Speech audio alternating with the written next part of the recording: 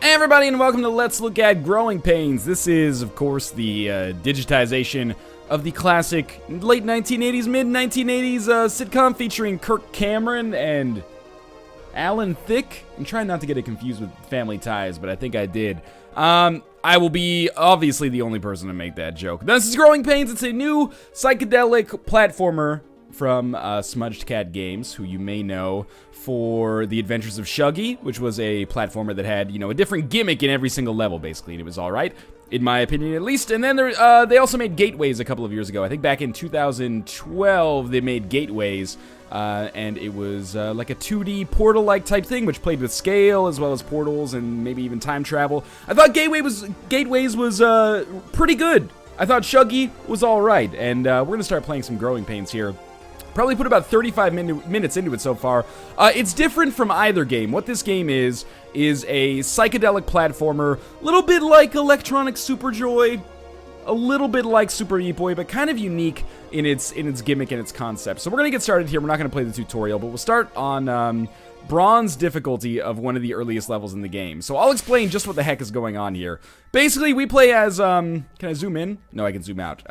That plays an important role. We play as this little, fur ball right down here, and our goal is to just get to the end of the level. In order to get to the end of the level, each one of those kind of, if you look at like the revolver barrel up in the top right part of the screen, each one of those chambers kind of represents one room that we have to get through. In order to get through a room, you have to collect all of these, psychedelic bandage type things. I don't know what they actually are in reality, but in doing those, you unlock basically that rainbow gate at the end of the area, and then by passing through the checkered flag, you reach a checkpoint.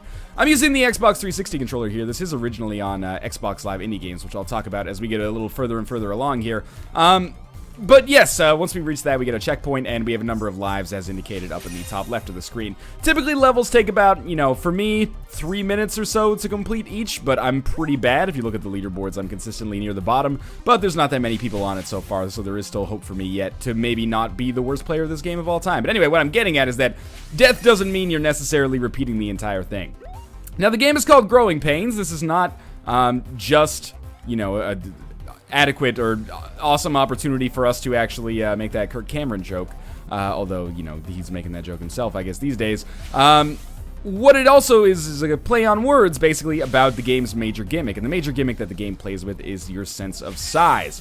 So as time goes on, there's no formal time limit for when you have to finish the game, but as the game goes on, you get bigger and bigger and bigger, and you go through these tunnels that will eventually allow you to get stuck, and if you get stuck, you have to start over, basically, or kill yourself and start over from the most recent checkpoint. So you can't really see it too well, but you can notice that the screen is pulling out here. That is because I'm getting larger and larger as time goes on. Now, obviously, every level that we go into here gets bigger and bigger as time goes on. I just allowed myself to grow really large there so I can speed up here. Basically, in lieu of a formal time limit for each individual level, to simplify my explanation a little bit, instead, there's kind of an informal time limit, which is once you get too large to actually pass through the door, life is going to be a problem for you. Now, by using left trigger, I can use my power meter up in the top central of the screen to keep myself from growing, and it costs no power to force myself to grow larger because, size is not necessarily a finite resource here. So we're almost done with this first level. As far as I can tell, there's only 9 in the game so far, and it's kind of a sore spot for me. I hope I'm not mistaken and misadvertising what's going on in this game, but 9 levels is probably considered by most people, or going to be considered by most people, an inadequate length, even though there are, 3 different tiers for each one, and each tier changes the way that you have to play the game. Oh, there's actually a lot more people on the leaderboards now. So yeah, from what all I can see is that there's 9 levels here. I can play a recording of a level. That could help me out. I could change the filter, but that only changes the leaderboard filter. So there may indeed only be 9 levels in the entirety of the game, which is kind of disappointing. And this sounds a little bit offensive, but I don't necessarily think the level design is clever enough to say like, oh, well, at least it's just 9 great levels. I'd rather have 9 great levels than 100 shitty ones. Let's go back and play that level on silver so you can see how things change. Basically just more enemies and more of the, kind of rainbow bandages that you have to get. And you may... Oh, that was stupid of me. You may grow faster as well. But yeah, the levels that I've played so far, a lot of them, especially on bronze, I'll admit that it gets a little bit... better as you get higher and higher up the difficulty levels. But on bronze, it seems like a lot of the levels are basically just like, you know, we put rainbow bandages in this area because if we just, you know, let you go to the end, it would be a little bit too easy. So there's not that much, you know, novel or clever level design going on here, which is not necessarily the end of the world, but it does especially highlight the issue that there's not very many levels in the game. So, you know, I beat the first. There were no lasers here, obviously, our first time through here. I beat the first 9 levels on bronze, anywhere from, you know, 15 to 30 minutes at most. I guess it was. Oh, that was stupid of me. I guess it was more along the lines of 30 because I did. You know, take roughly 3 minutes with each one. But in any case, the game is not necessarily just about, and I'd be doing it a disservice if I didn't mention this, the game is not necessarily just about beating the levels. It's got more of like a little bit of a, oh, that was so stupid, I'm using so many lives. So many lives here. Alright, you know what, we might just restart this one from the beginning. It's got more of like a 10-second ninja or Super Meat Boy type thing going on, where the time in which you beat the level is actually what's important. It's meant to be like a leaderboard chase, you know, score attack type game. So that alleviates some of the concern with the levels, you know, not necessarily taking forever to complete. But overall, I would have preferred way more levels, and I can't confirm this, but I really do hope that the game has you know, workshop or mod support so that maybe more levels can be added into the game. The other thing I forgot to mention is there is another gimmick with the kind of the way jumping works in the game. Basically, if I zoom in super close, which I can't really do, but as I jump, you can see that there's this like shockwave that comes out. When that comes back to me, I can get a big boost by basically abusing momentum to jump higher, which is important, especially for getting those times. So yeah, just keep in mind this is like a score attacky type thing. For my money, though, it's a little bit not as addictive as a game like 10-Second Ninja. Obviously, 10-Second Ninja is a great game. But in this, you know, where levels take a lot longer to complete, it's a little bit harder for me to get that addictive muscle working. Because it's a way bigger ask, like, every single time that you lose, right? Like, instead of having to spend another 10 seconds, like in 10-Second Ninja, or maybe maximum 40 seconds or something, like in Super Meat Boy, you are dedicating minutes and minutes of your time, which doesn't seem like a lot, but it does add up. So I think it does suffer a little bit for that as well. And you can probably tell by this point my impressions of the game are mixed, maybe even a little bit negative. I will admit that I don't know how much this is actually going on sale on Steam for. It's available on Xbox Live Indie Games for what is 80, oh, come on, 80 points, aka like $1. So if you're interested in checking it out and you still have an Xbox 360, that might be where I would encourage you to check it out if it ends up being super expensive on Steam. It won't end up being super expensive on Steam unless something has gone, you know, terribly different than from when Gateways and The Adventures of Shuggy came out. Like, Shuggy was, I think, 80 points on Xbox Live Indie Games, and then it ended up being $5 on Steam. That's fairly par for the course. You know, you don't see too many 99-cent games on Steam, so I don't hold that against the developer at all. I thought I had something important to say as well, but I've kind of forgotten it now. You know, another game this reminds me of is Electronic Superjoy. Oh, that's what I was going to talk about. It kind of, I'm not saying it takes influence from Electronic Superjoy, but they have kind of convergent influences, if you will. The game's obviously psychedelic. It's got that, you know, colorful and kind of like flashing light and, you know, disco dodgeball type music going on.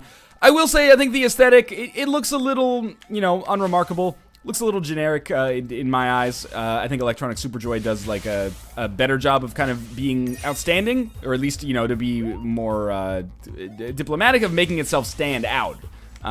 Same with actually Gateways. Like the last game, it had kind of the same similar style in terms of the edges and stuff like that. Like it was a blocky looking game, but it looked good and it had kind of it felt like kind of a unified vision. I can't believe I snuck under there. Whereas I kind of feel like in Growing Pains so far, I don't know, it's just something about the way like the edges are blocky, which looks fine. Like these letters, I think they look totally fine. But then like that nebula that we jump in at the end has a little bit of a dissonant kind of look to it, and the spikes that we come across look like, you know, they're from like a Windows 3.1 game, which is not me insulting the texture quality, just the fact that it seems like kind of inconsistent texture quality. Let's move to a later level, but we'll play it on an easier difficulty. So we'll play it on like difficulty 5 here. Now, on the positive things that I will say for the game is that it does actually allow for a decent amount of strategy, and I've only just scratched the surface with respect to the strategy of the game so far. So I typically come near the bottom of the leaderboards for the few people that are on them so far when it comes to actually like getting a good time.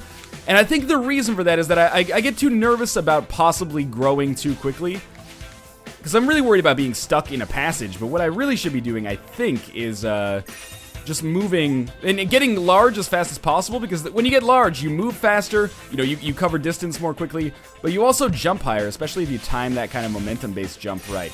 Another, you know, negative that I'll offer a little bit here is it's maybe an inevitability based on the, you know, design of the game and the gimmick that's, you know, central to the gameplay here, but the camera can sometimes be really frustrating because it zooms out, of course, like that was stupid of me. The larger you get, the more it zooms out. And I can understand that, but it does make your player or your character sometimes a little difficult to see. Mind you, that might just be the game's way of telling me, like, hey, asshole, you should really let yourself grow a lot larger here, because otherwise you're not going to be able to see your character. Like, maybe I should take that as a hint that I'm not playing the game properly. From a music standpoint, I think it's alright. You know, the soundtrack not necessarily memorable, but I think it does a great job of, or a good job at least of, you know, kind of keeping that AV tone kind of consistent, if that makes sense. But yeah, you know, I do take a little bit of issue with the visual style of the game. It just feels, well, you know, let's be offensive and offend as many people as possible. It looks Xbox Live indie gamesy, which is not the end of the world, and there are some games made in XNA, and some of those games made in XNA are even on Xbox Live indie games that look lovely.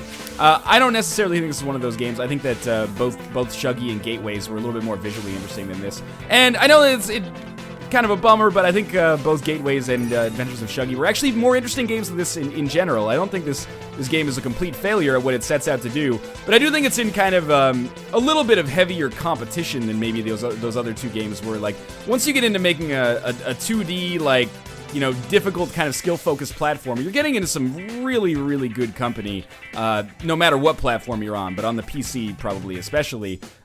Whereas, you know, Shuggy had a little bit of a novel gimmick for it. It wasn't the tightest platformer of all time, but it had that, like, you know, every level has a different gimmick associated with it. Sometimes you're going to be reversing gravity, sometimes you're going to be collecting keys, so it felt like a different game on a lot of the different levels that you played it on. And Gateways was just a totally solid 2D kind of Portal-like, and we don't see that very often, and we still haven't seen it very often since that game's release. This feels a little bit more generic to me, and the execution is fine. You know, the controls are, I should take it back to this. The controls are fine. It's just a little bit harder to get excited about, and I have a hard time, not thinking that there would be people that enjoy this game, but people that would really, really get into it the same way that, you know, you might get into more recent games, or not more recent games, but, you know, to ignore the standard, like, N+ and, you know, Super Meat Boy references. There are recent games that maybe do a better job of being more addictive and engaging. 10-Second Ninja probably chief amongst them. I know that's a little bit more of an action game, and it might seem on the surface like those games are actually... That was bad. It might seem on the surface like those games are pretty different from this one, but in actuality, I really think 10-Second Ninja is kind of the most recent logical comparison to make. You may disagree, though. Another game that I thought about while I was playing this was Cloudberry Kingdom, because Cloudberry Kingdom, I didn't actually cover it on the channel for a number of reasons, none of them malicious, but it wasn't really my cup of tea, and part of it was that it was a platformer, and it was alright. And, you know, in terms of, you know, platformers being out there, I mean, there's so many of them that I love platformers. I probably even have a little bit of a bias towards indie 2D platformers, which I would be smart to, you know, warn you about in terms of full disclosure. It's probably my favorite genre. Like this and, as you might expect, roguelike-ish type games are probably my favorite genre. So it's not hard for me to invest a lot of hours into them, depending on their length, of course, and it's not hard for me to find them relatively enjoyable as well. But I either need the execution to be really good or the concept to be sort of novel. I don't know how I didn't get hit by that the first time. That was weird. And in this... You know, the gimmick is there, but it's not really that meaningful unless I'm totally missing something. Like the fact that you can grow larger, it only applies, at least on the lower difficulties that I can see, it only applies if you want it to apply.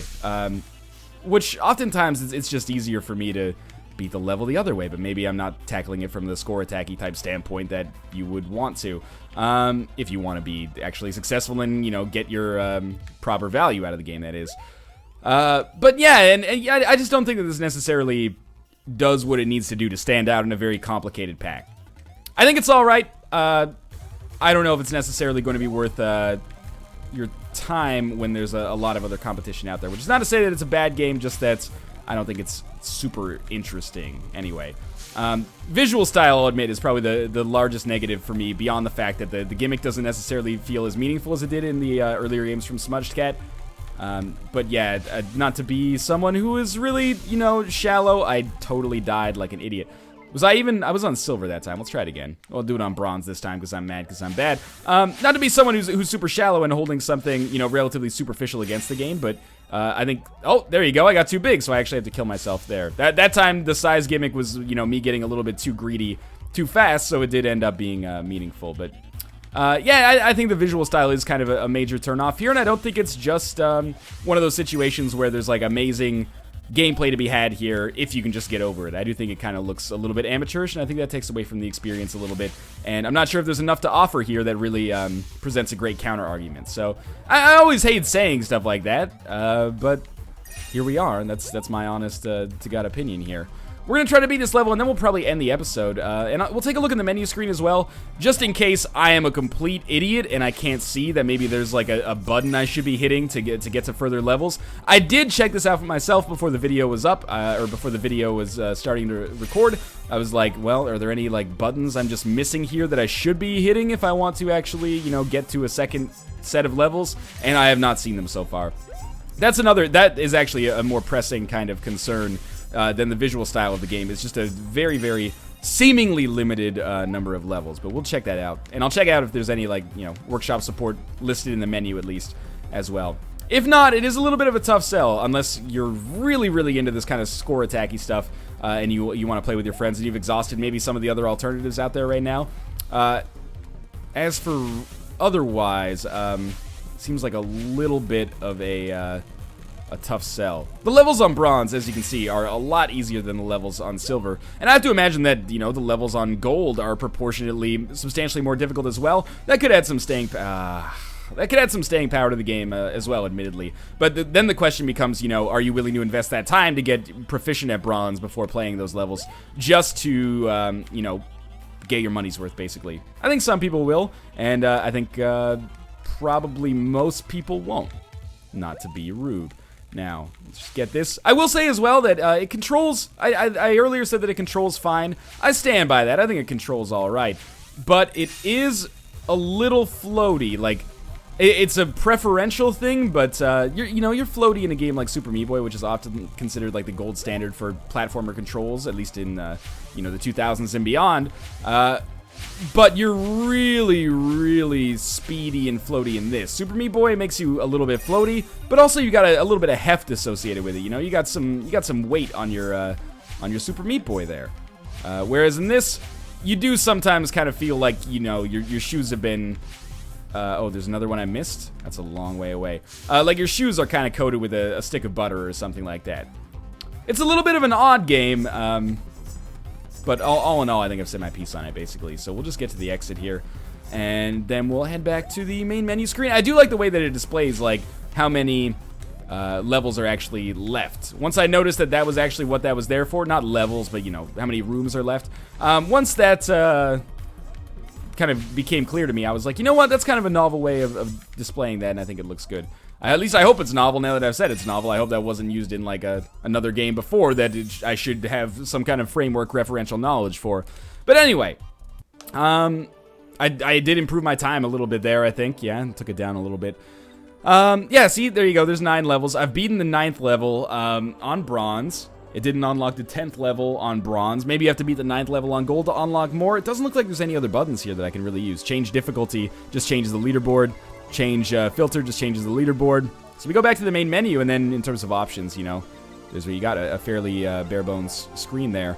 And you can see the other games as well, including Gateways, which I think is quite good, actually, a lot of fun, and Adventures of Shuggy, which is solid, in my opinion, at least. But, you know, those games have been out forever, so you can check out other opinions on those if you're interested. More formal opinions. In any case, thanks for watching. I hope you enjoyed the episode.